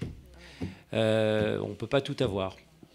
Je comprends votre préoccupation, madame, mais là, C'est pas uniquement la mienne, c'est des personnes qui sont dans mon immeuble, des personnes âgées, m'ont dit mais pourquoi vous n'allez pas au square? On me dit mais non, c'est plus possible. Je veux dire, on inhale. Ah oui, mais bon. Voilà. Bon. Et c'est vrai que je suis assez curieuse de savoir. Ce que c'est en fait. Non, mais je pourrais vous le dire la prochaine fois, où vous me donnez votre adresse mail et puis je vous le dirai. Mais franchement, j'ai entendu pas mal de critiques sur le square Saint-Lambert, en particulier des problèmes de sécurité, de rats ou autre chose, mais jamais ça. Donc je pense que voilà, si c'est, vous savez, il y a peut-être. Il y en a beaucoup qui le pensent et puis moi aujourd'hui, voilà, je l'aimais en fait pour pas mal de personnes. Hein.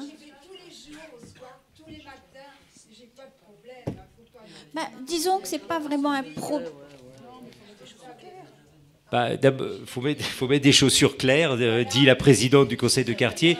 Et puis, franchement, madame, je prends votre question avec beaucoup de sérieux, mais voilà, dans 5 minutes, je suis sûr que dans la salle, il y a quelqu'un qui va me dire mais il ne faut pas mettre des tulipes parce que c'est trop allergène. Non. Et puis, dans 5 minutes, on va me dire il ne faut pas mettre des bouleaux parce que ça laisse tomber des petites gouttes de je sais pas quoi. Bon, voilà, on peut pas contenter tout le monde, vraiment, on peut pas. On essaie de vraiment. C'est beaucoup. On a beaucoup de chance d'avoir ce square. On a beaucoup de chance d'avoir un square aussi bien entretenu avec des parterres propres. Et là, on vient de prendre une décision importante pour les personnes âgées, les personnes à mobilité réduite, de faire une nouvelle rampe avec une rambarde, parce que celle qui existe actuellement est pas terrible. Donc, ce sera soumis à votre budget participatif, le prochain budget participatif du mois de septembre. Donc, vous aurez à voter pour ça. Donc, une rampe à mobilité douce, puisque ça a été demandé, on en avait parlé ensemble d'ailleurs. Voilà, on peut toujours faire mieux, mais ça pourrait être pire. Tu veux dire quelque chose, Jean? Pour le revêtement, pourquoi Adolphe Chiriou, on a l'impression que c'est moins poussiéreux. Il a été refait récemment. Alors peut-être qu'il y a une différence de revêtement entre. Ça dépend du sens du vent. Ah. Il y a des zones bétonnées. C'est un peu léger.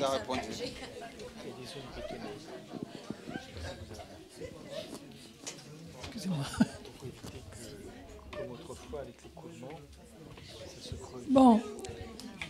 Nous allons passer donc à la fête du quartier Saint-Lambert, qui va se dérouler donc le 11 juin en après-midi. Bon, c'est un mercredi. Alors, il y a des personnes qui nous disent même le mercredi, c'est pas top, on est moins disponible. Les enfants sont souvent plus disponibles, d'ailleurs, le mercredi. Et puis, au mois de juin, les samedis sont souvent des samedis très pris par d'autres activités, des mariages, etc. Donc, on a choisi cette fois-ci le mercredi de 15h à 19h. Alors, comme vous le voyez, il y a quand même un certain nombre de stands qui sont assez importants, puisqu'on a, par exemple, un atelier de tri sélectif avec la direction de la propreté de l'eau. On a une caravane du tri avec le Sitcom. Alors, ça va être une très grande caravane, un très grand camion qui va être là. Donc, je vous conseille même, ça c'est un peu pour les adultes, même si c'est aussi pour les enfants. Et puis, on a un atelier de réparation de textiles.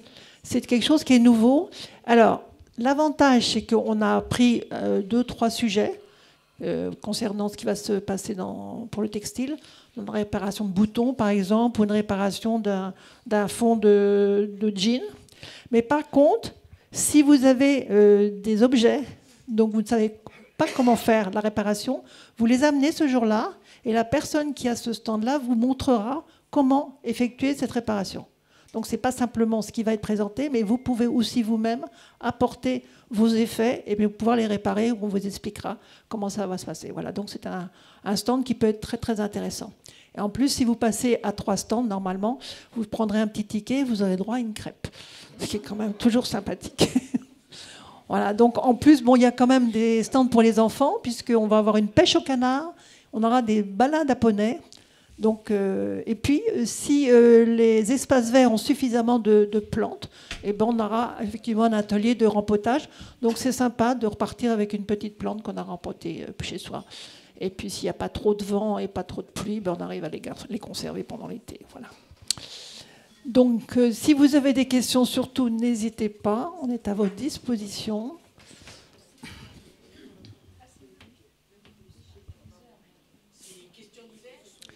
Tout à fait. Oui, moi je m'interroge sur l'hygiène, enfin, sur la propreté de la rue. Alors je sais que c'est un thème récurrent, et en particulier les mégots, parce qu'au-delà du fait d'être sale, c'est en plus extrêmement polluant. Et je ne vois strictement aucune amélioration. Et alors même que... il me semble que ce n'est pas absolument impossible d'obtenir des améliorations sur le sujet. Voilà. Donc, je voulais poser cette question. Il me semble que ça fait partie des mesures, des incivilités, par exemple, auprès des terrasses, et que ça relève en particulier des compétences municipales. Voilà. Alors, la propreté. Donc, nous sommes partis pour 2h30 de sujet. Donc, installez-vous confortablement. Et prenez un peu d'eau, parce que c'est compliqué, madame, vous le savez. Alors d'abord, premier constat, c'est qu'effectivement, on peut toujours s'améliorer. Pas que sur ce sujet. Alors oui, il y a peut-être de la marge, oui. Il y a de la marge, mais le problème, c'est qu'il y a plusieurs sujets dans votre question. Il y a d'abord un problème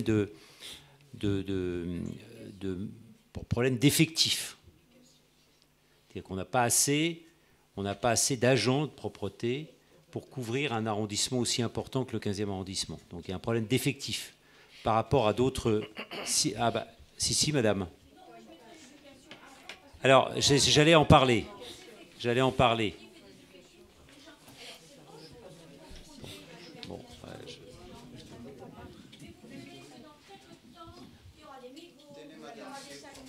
Oui. Alors, est-ce que... Oui, en fait, moi, je suis contente que cette dame parle de tout ça, parce qu'en fait, c'est vrai que tout ce projet-là d'amélioration, de mettre des arbres, mettre des plantes, enfin, etc., mettre pas des jets, mais des canalisations pour que tout soit arrosé, bien tenu. Mais dans peu de temps, d'ailleurs, je le vois déjà là, il y a un arbre, là, il y a des coquelicots, des marguerites, et alors il y a au milieu, c'est déjà plein de mégots, et il y a du plastique, il y a des crottes de chiens, quoi d'autre? Bon, j'en passe. Et j'en passe encore ceux qui font carrément leurs besoins contre les murs sur les immeubles, là, dans le coin, là. Moi, je me situe rue Péclet, voilà. Rue Péclet, rue Mademoiselle. Et cet angle-là, on peut dire que vraiment, c'est pas Jojo. Hein. Voilà. Bon, j'en ai terminé. Je repasse le micro. Alors, merci. Merci d'abord parce que ça m'évite d'en parler. Eh bien, évidemment. Non, mais madame, évidemment, indépendamment des problèmes d'effectifs, des problèmes d'organisation même de la propreté dans le 15e ou dans Paris de façon générale, il y a un problème d'incivilité. Les gens font n'importe quoi. Alors, ça, on peut, y compris les propriétaires de chiens. Alors que ça, c'est quand même, franchement, ça fait quand même des décennies qu'on parle des chiens à Paris avec les motocrottes de Chirac. C'est quand même pas une invention d'aujourd'hui, les crottes de chiens. Hein. Donc il y a les crottes de chiens, il y a les mégots de cigarettes. Parce que comme les gens fument, alors on verbalise, il faut savoir qu'on verbalise les terrasses qui ont des comportements d'incivilité. Hein. On verbalise. Attendez, moi vous voulez que je vous sorte les PV, le nombre de procès-verbaux qui ont été dressés ce week-end sur tous ces sujets de propreté. Vous allez voir, alors vous allez me dire, c'est pas assez. Ah bah oui, c'est pas assez. On a dû dresser à peu près 150 PV pendant le week-end sur des incivilités de propreté. Ah bah oui, c'est pas assez. C'est pas assez sur 250 000 habitants. Bah oui, c'est pas assez, mais c'est toujours ça. Parce qu'il faut savoir que quand les gens mettent leur poubelle dehors... Ah oui, monsieur, là, je voulais en parler. Les gens les services de la ville qui verbalisent, ils ouvrent les sacs, et à l'intérieur des sacs, il y a des adresses ou des numéros de téléphone. C'est comme ça qu'on arrive à verbaliser. Vous vous rendez compte un peu le travail, le temps que ça prend pour de la bêtise humaine, de gens qui ont oublié qu'il y avait quelqu'un qui habitait au-dessus, en dessous, à gauche, à droite de chez eux, et qui se comportent comme des sauvages. Parce que je pense que s'ils se comportent comme ça dans la rue, je ne voudrais pas voir leur appartement, ça doit être une catastrophe.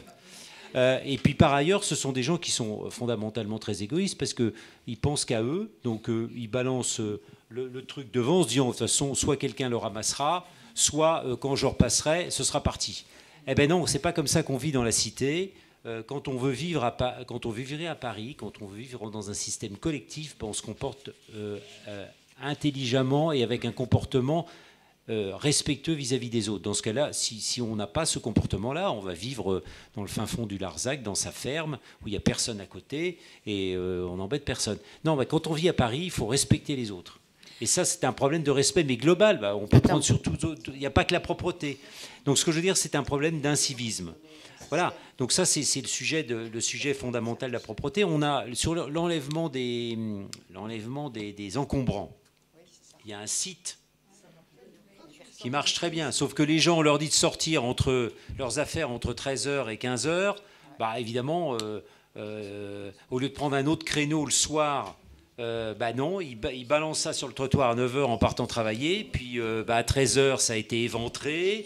Ça a été embarqué, les pieds de table ont été embarqués par je ne sais qui, le frigo par toutes les camionnettes qui circulent dans Paris et qui laissent tout ce qu'ils n'ont pas envie d'avoir.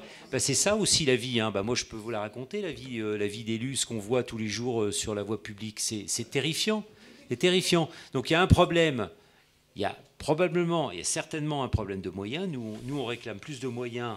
Donc plus de personnel, plus de camionnettes, de gens, de systèmes de nettoyage avec des jets pour nettoyer les trottoirs. Nous, on demande tout ça. Bon, ça, c'est un problème de moyens. C'est la responsabilité de la municipalité de demander plus de moyens. C'est ce qu'on fait. Et après, il y a tout ce côté incivisme pour lequel on peut parler pendant des heures. Moi, j'ai des milliers d'exemples à vous citer tous les jours, toutes les semaines, tous les mois. Mais on verbalise. On verbalise. Monsieur, s'il vous plaît, j'aurais voulu vous donner un exemple, et je pense que d'autres personnes peuvent le faire que moi. Je prends systématiquement des photos, notamment en rue de l'Amiral Roussin, parce que ça devient des poubelles tous les matins au pied des arbres. Et à ce moment-là, j'envoie tout ça à la mairie du 15e, à une personne qui est charmante, c'est Nadia Ifra, pour qu'elle envoie une équipe. Et elle le fait. Et elle me téléphone tout de suite pour me dire j'envoie une équipe. Mais si chacun d'entre nous faisait ça, je pense qu'on d'abord, on trouverait ceux qui mettent leurs poubelles par terre, et deux, ça aiderait tout le monde. Non, mais là, madame, là, vous donnez pas le nom de la personne parce que sinon tout le monde va lui écrire. Et cette pauvre mais elle aime bien, parce qu'elle aime sait bien, qu'elle oui, fait. mais je pense que si elle fait. reçoit 200 mails comme ça par jour, bah, c'est une dame, moi je la connais très bien, elle travaille à la mairie. Très très bien. Et elle fait suivre à Monsieur Pinet. Oui, bah oui. Et à mais son bon, équipe. il y a une application qui marche très très bien, Oui, qui s'appelle Dans ma rue. Dans ma rue, oui. Et je peux vous assurer qu'elle marche très bien dans ma rue, cette application. Et donc moi je vous invite à mettre dans l'application Dans ma rue tout ce que vous voyez, et je vous assure ça fonctionne. Alors évidemment, s'il y a 3 mégots par-ci par-là, non, c'est pas 3 mégots. mais il y a des endroits, en particulier des terrasses.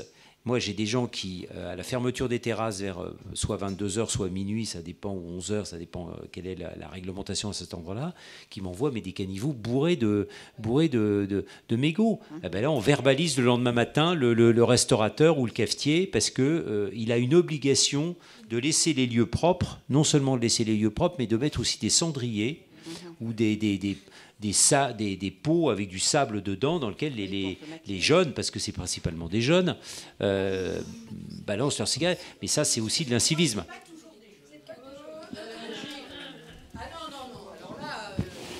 Je pense que c'est pas toujours des jeunes, et j'ai envoyé je ne sais combien de fois des photos avec des centaines, voire des milliers de mégots. J'ai même acheté un balai et une pelle il y a quelques années pour balayer le trottoir et amener la pelle au responsable du bar en lui disant si je peux utiliser votre poubelle au moins. Ça serait déjà ça, et je lui ai offert le balai, ça n'a rien changé. J'ai envoyé les messages à la mairie, ça n'a rien changé. Et ça continue. Envoyez-moi, venez me voir à la fin de la réunion, puis je vais venir vous voir parce que je ne souhaite pas donner. Mais... Je vais pas donner mon adresse mail à tout le monde parce que sinon je vais avoir. mais je vous donnerai mon adresse mail si vous voulez. Voilà. Mais de toute façon. Non, mais ce que je veux dire par là, au-delà du café un tel ou un tel, c'est que il me semble que ça. Peut-être des problèmes d'effectifs, vous citez ce problème, why not, mais je pense que ça manque d'une stratégie par rapport à ces questions-là. Et effectivement, ça n'est pas que une accumulation de problèmes. Il y a effectivement, je pense, une stratégie à avoir de sensibilisation, de verbalisation, de retourner pour verbaliser de façon plus importante en cas de réitération. Mais moi, je ne vois pas depuis un moment d'amélioration. Alors, sur la verbalisation, on l'a fait, ça je vous l'assure. Le problème, c'est qu'on a des effectifs de police municipale qui sont mobilisés aussi sur des sujets plus graves de nuisances, de bruit, pour lesquels, là... ils sont obligés d'intervenir, et on a des effectifs de police municipale pas assez nombreux dans le 15e, on en a réclamé, ça augmente. Tous les mois, on en a un peu plus, mais un arrondissement comme le 15e, il faudrait 300 policiers municipaux. Pour faire tout ce que l'on a à faire et toute la verbalisation possible et imaginable, il en faudrait, y compris les comportements des cyclistes, j'oubliais, parce que voilà. Mais donc on n'a pas assez d'effectifs de police municipale. Donc verbalisation, on en fait, ça c'est sûr. Ensuite, de la pédagogie, on en fait dans les écoles. Mais le problème, c'est que vous pouvez dire aux jeunes... Vous pouvez dire aux jeunes petites têtes blondes ou brunes, peu importe, que il faut jeter les papiers dans la poubelle, trier, etc. Si leurs parents, devant eux, ont un comportement stupide, ils ne le font plus. Donc la pédagogie, ça passe aussi dans chaque foyer, dans chaque famille, dans chaque maison, dans chaque appartement, où chacun doit apprendre à ses enfants. Moi, j'ai eu des enfants, moi je leur ai appris ce qu'il fallait faire. Bon, après, je ne sais pas s'ils le font, ils sont plus grands, mais bon, enfin, j'espère qu'ils le font. Mais en tous les cas, c'est le rôle aussi des parents. On ne peut pas se substituer, on ne peut pas être derrière chaque famille, dans chaque appartement, dans chaque... le système éducatif scolaire intègre un cours sur le civisme, etc., le comportement dans la ville, mais, vous voyez, après, c'est aux parents de prendre la suite.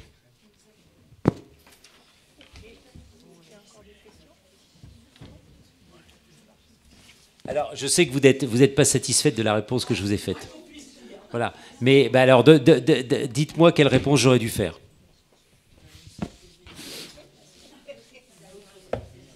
Quelle réponse j'aurais dû faire, madame? Ah ben, enfin, il y a un certain nombre de points. Par exemple, les terrasses. Par exemple, les terrasses de bar, c'est pas auprès des enfants qu'il faut faire de la pédagogie, c'est par rapport aux responsables du bar. Et après, non, et il n'y a pas qu'un bar à Paris et ces responsables de bar, je pense que ça ne prend pas énormément d'énergie ni de temps à la police municipale d'en faire le tour une fois par mois ou une fois tous les 2 mois et de les verbaliser de façon itérative. Vous savez, vous allez venir avec moi. Vous allez venir passer une matinée avec moi sur la voirie, sur le trottoir, j'allais dire, et puis on va faire un tour ensemble avec la police municipale. Vous allez voir ce qu'ils font toute la matinée. Ils chôment pas et ils s'occupent d'un millier de sujets différents. Donc ils peuvent pas s'occuper que de la propreté. Ils sont obligés de s'occuper aussi de problèmes de circulation, de voirie, parce que au dernier conseil de quartier, on a abordé les sujets de bicyclette, avec le non-respect du code de la route, etc. Ils agissent là-dessus. Ils agissent sur beaucoup de choses. On ne peut pas demander à une toute petite équipe de police municipale, et il y a des gens qui... Moi, je parle, mais autour de cette table, il y a des conseillers de quartier qui savent que la police municipale qui vient souvent à nos réunions, ils ne sont pas assez nombreux. Donc, vous ne pouvez pas... ils vont pas travailler jour et nuit. Nous-mêmes, on le fait pas, donc on le fait peu. Voilà, on fait vraiment tout ce qu'on peut. C'est pas là, c'est pas un sujet politique. Hein. Je sors d'un sujet politique. C'est un sujet de société. C'est vraiment un sujet de société. Oui, parce qu'en fait, il y a 45 ans, moi j'habite le quartier depuis 45 ans, il n'y avait pas plus d'effectifs, on est d'accord? Il n'y en avait pas. Bon, eh bien, il y a 45 ans, le quartier était propre, c'était un quartier agréable. Les gens étaient comment il y a 45 ans? Autrefois, on était éduqués par nos parents. Ben voilà, on y est. Et moi, je pense qu'on est arrivé à un point de non-retour. Hein. Je ne vais pas jouer Rotaillot, je ne vais pas jouer... mais là, franchement... Bon. On est démunis maintenant là. Moi, je vais vous donner un exemple. Pot de dans fer mon immeuble, contre pot de terre. Oui. Les gens mangent dans la rue maintenant, beaucoup. Oui, je ne sais pas si vous avez observé ça, mais il y a une multiplication des points de vente de petites de boissons à emporter, etc. Et on jette. Et les poubelles souvent sont pleines, déjà pleines, souvent. Oui, souvent. Bon, donc voilà, il y a aussi des ce phénomène qui est un phénomène de société. Vous ne pouvez pas demander aux gens de vivre comme il y a 45 ans. C'est pas possible, ça. Excusez-moi, mais c'est pas possible. Non. Oui. Moi, j'ai l'impression que les chiens faisaient dans le caniveau avant. Non? Bien, alors, écoutez, j'avais d'autres yeux, alors peut-être. On a bien entendu effectivement vos réclamations. On va les transmettre. Monsieur Jean-Philippe Pierre va le transmettre. Et là, vous vouliez une dernière question? Oui, je voudrais savoir qu'est-ce qu'il est devenu le piano du kiosque Adolphe Chériou. Jean-Philippe, pardon. Excuse-moi, le piano. Il faisait trop de bruit. Alors voilà un exemple. Je sais pas, on peut passer. Je vous dis, on peut passer 2 heures ensemble. Hein. Moi, je vais vous raconter ce que c'est que la vie. Hein. Je vais vous raconter ce que c'est que la vie des élus. Hein. On a mis un piano dans le square Chériou pour créer une animation, pour que les jeunes ou les moins jeunes, il y a des gens très talentueux qui ont des pianos chez eux et qui sont venus jouer dans ce kiosque, voilà, merci. Eh bien, il y a une association de riverains du square Chériou qui nous a demandé de retirer le piano parce que ça faisait du bruit. Voilà. Donc, alors que le square est fermé à partir de 20h, hein, et donc le piano s'arrête à 20h, hein, parce que, à part quelques jeunes qui de temps en temps franchissent les barrières, mais la police municipale vient arrêter ce genre de choses tout de suite. Donc, vraiment avoir du piano jusqu'à 20h de façon un peu joyeuse et aléatoire, c'est aussi Paris. À croire que je comprends pas. Les gens préfèrent peut-être le bruit des voitures, des motos qui traversent Paris à 3h du matin. Je sais pas. Moi, le piano dans ce square Saint-Lambert crée une animation. Chériou, été comme hiver d'ailleurs, c'était bien cette affaire. Eh ben, on a été obligé de le retirer. Voilà. Vous pouvez continuer les exemples. Hein. Moi, je vais vous répondre sur tous les exemples. Vous allez voir, on essaye de faire et puis après, on est obligé de défaire parce qu'il y a trop de gens qui... Voilà. Oui, je voulais revenir sur la propreté. Tout à l'heure, effectivement, le tour des arbres, par exemple, quelquefois, on pense qu'on va au-devant. Parce que, par exemple, quand vous regardez devant l'école Saint-Joseph, avant, il y avait des grilles d'aviou autour des arbres. Et là, maintenant, ils ont mis des jardinières hautes. Du coup, les premiers jours, ça a été des petites fleurs. Et très vite, ça pourrit. Et maintenant, ça devient un crottoir, vraiment, pour les chiens. Parce que ces jardinières-là, normalement, ce sont les personnes qui habitent là qui doivent s'en occuper et elles ne le font pas. C'est toujours le problème, c'est qu'on vous permet de faire ceci. Voilà. C'est comme sur la place Geneviève de Gaulle. Je vous remercie. Nous allons clore ce conseil de quartier. Je vous remercie pour votre présence. Et je vous dis à la fête du quartier. Surtout, on vous a mis quelques flyers sur les chaises. N'hésitez pas à les emmener et puis à les poster dans votre immeuble pour faire un petit peu de publicité. Je vous remercie. Très, très bonne soirée à tous.